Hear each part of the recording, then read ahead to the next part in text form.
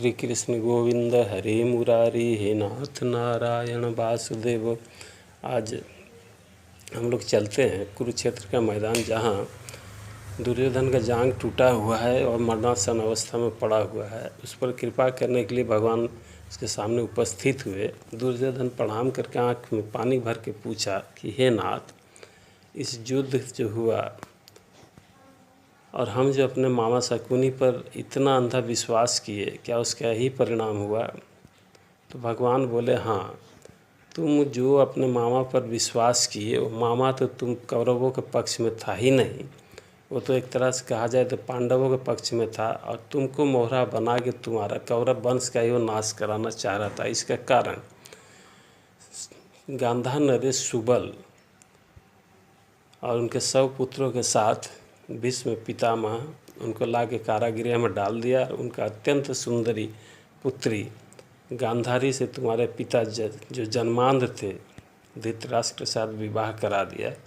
अब तुम्हारे पिताजी का आज्ञा हुआ कि इन सुबल महाराज और उनके पुत्र को केवल एक आदमी को खाने पर भोजन दिया जाए और एक लोटा जल दिया जाए, ताकि भूख और प्यास से मर जाए। सुबल महाराज ये समझ गए कि अब हम जी नहीं पाएंगे।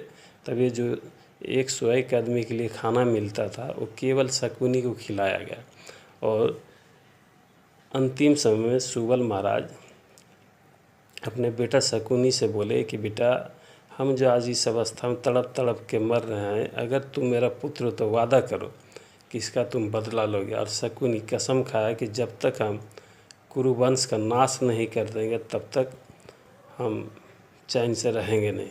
और फिर उनके मरे हुए पिताजी का मरा हुआ शरीर से कास्माई पासा बनवाया, तुमको मोहरा बना लिया, और तुम्हारा हर बुरा फैसला को सही बताते हुए लाक्षागृह में मारने के लिए पांडवों को कोशिश करवाया। भीम को जहर दिल का लड्डू खिलवा दिया। और हद तो तब हो गया जब द्रौपदी का चीर हरण करवाने के लिए तुमको उसका आया, और तुम यही किया। पांडवों को उनके राज्य के साथ उनको जुआ में तुम हरा दिए, और 12 साल के वनवास और 1 साल का अज्ञातवास दिला दिए। यही कारण था, और दूसरा कारण कुछ नहीं था। दुर्योधन, तुमने कभी पीछे सोचा ही नहीं कि ये जो मेरा मामा है, जो हमारा हितैषी है, सही है या गलत है, ना ही तुम किसी का सलाह माने। तब दुर्योधन कहता, हे प्रभु, जो भी मनुष्य केवल अपना हित के लिए किसी का सलाह को माने तो उसका नाश होगा। धर्म से च्युत होने वाला कभी सद्गति नहीं होता, न